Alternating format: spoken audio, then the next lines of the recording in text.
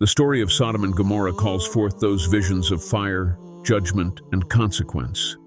For many of us, it is a tale of how two cities went wrong. But the story of Sodom and Gomorrah has layers that speak to the heart of every society.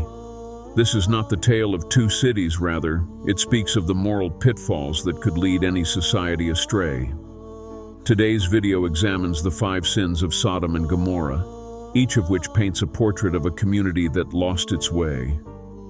Let's get into why these sins mattered to God and why their tale remains as a warning. Sodom and Gomorrah did not just exist. They were flourishing, rich centers of culture and commerce. In the book of Genesis, we read about God speaking with Abraham regarding great disappointment. God says to Abraham that the outcry against Sodom and Gomorrah is huge and that their sins are grave. But what were those sins? The Bible provides moments that reveal a society that had forgotten its humanity. What was it that corrupted Sodom and Gomorrah to such an extent that God decided to act? First, we need to look at the underlying causes, starting with the very first sin, that is pride. Now, pride is a word we hear often, but in the context of these cities, it meant something more profound. It's not a question of self-esteem. It is a deadly pride that fosters hatred for others. Ezekiel 16:49 paints a glimpse of what the nature of Sodom was. Now this was the sin of your sister Sodom. She and her daughters were arrogant, overfed, and unconcerned. They did not help the poor and needy. At this point, they also became blind to the sufferings around them. The needy were a burden upon them, and it took no effort to show pity towards the worst-off person. And kindness along with generosity was seen as a weakness. Pride like that is fatal because it cuts people apart from one another and gives room to this injustice and cruelty. God sets people straight on humility so that they come close to each other, so that they can come to see God in other humans. If not for humility, Sodom would end up as a hell of egocentricity.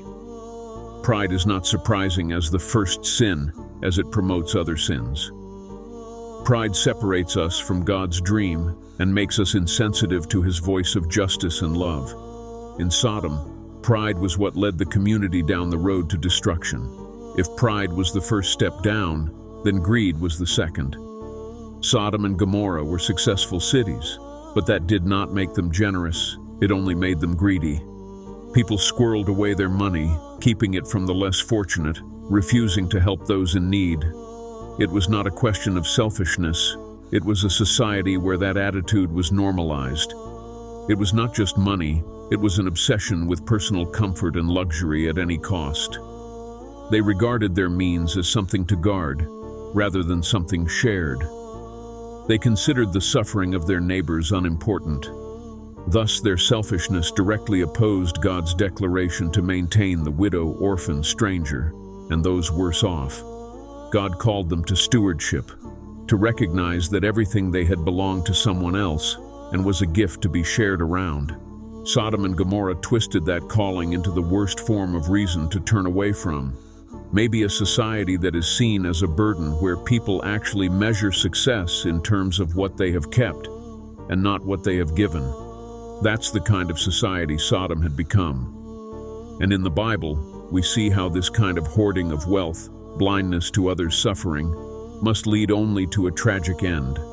Sexual immorality is the third sin, and probably the most infamous. Genesis 19 describes an encounter reflecting the moral decay in Sodom. When Abraham's nephew Lot accepted 2 angels into his home, the men of Sodom surrounded the house and demanded to assault the guests. This is not some isolated moment of immorality, but rather the reflection of a society where human dignity was not respected, or treated as objects rather than human beings who deserved respect. Sodom had lost its sacred relationships, and the people became objects for gratification. This sexual immorality is definitely not a culture of choice, but a culture that normalizes exploitation, which strips off man's dignity.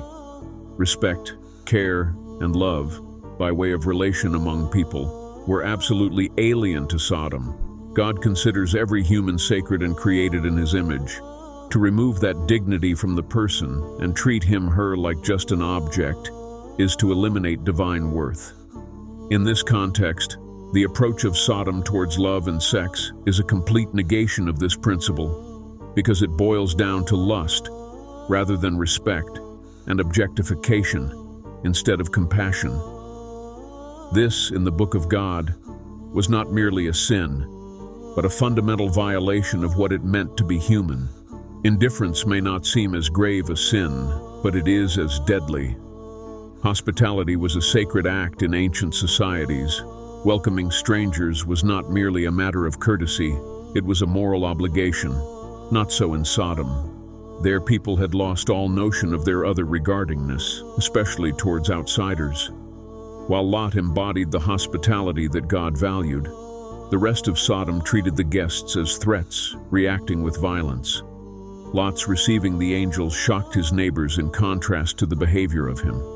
Where Lot depicted the kind of hospitality that God cherished, the rest of Sodom treated guests as threats that they must eliminate through acts of violence.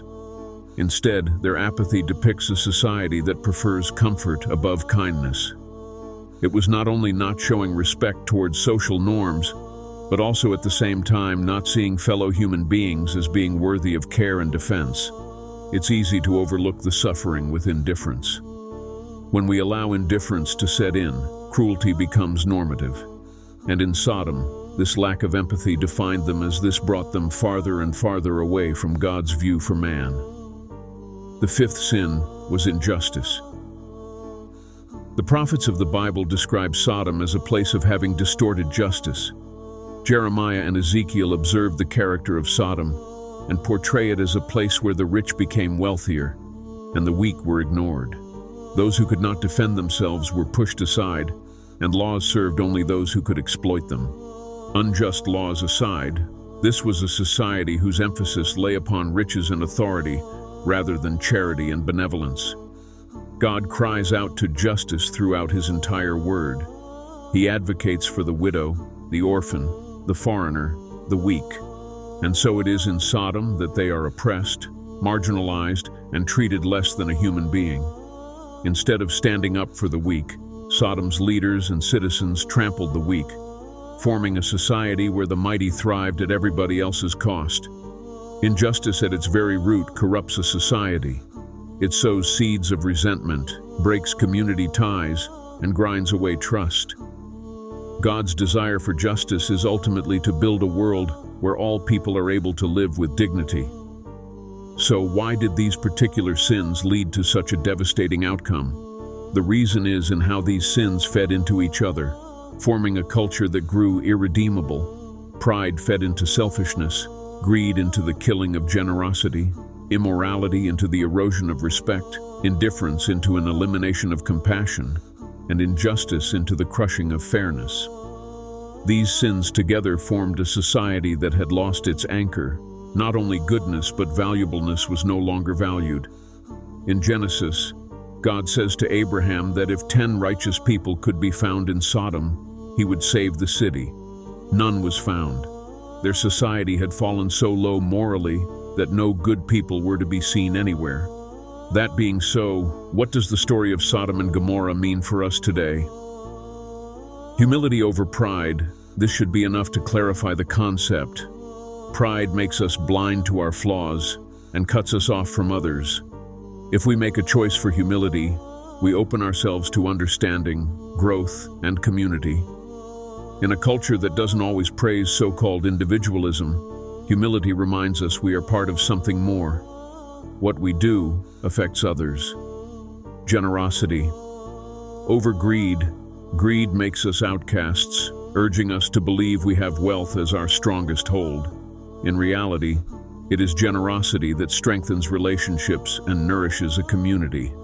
The appeal to assist others, in particular those who most require it, is not only a good virtue, but a charge.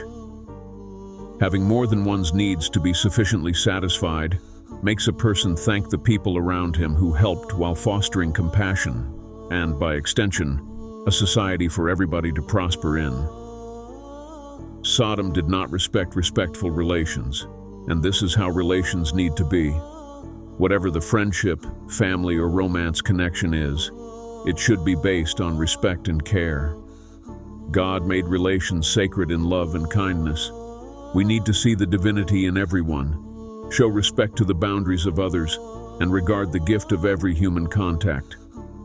Compassion over indifference. The story of Sodom condemns indifference. When we close our eyes to hardships, we are part of a culture of neglect. Real compassion comes in stepping out of our comfort zones to make kindness and care extended to those who are unknown to us. Compassion is the cement of society, intertwining the relationship between one another with solidarity and mutual respect. Justice more than oppression. If people care for the vulnerable, if decisions make sense in terms of fairness, if laws safeguard the weak, then we see the reflection of God's will. When we decline to do justice, Sodom and Gomorrah teaches us that it brings the society down. In working to bring about justice, we not only align with God's will, but also bring about a world that upholds the inherent dignity of each person. The story of Sodom and Gomorrah is more than simply a historical record. It is a warning to be taken beyond any fixed moment of time. Each of the 5 sins, pride, greed, immorality, indifference, and injustice, is a warning. These are the forces that can corrupt any community, the seeds that can fracture any society. As we contemplate those sins, let's think about how we are to strive toward the virtues they oppose, and therefore, honoring these lessons of Sodom and Gomorrah by making sure that it is not only that we hear this story, but we live it every day. What do you think about the fall of these cities? Let me know your thoughts in the comments. If this message resonated with you, don't forget to like, share, and subscribe for more in-depth explorations. Thanks for watching.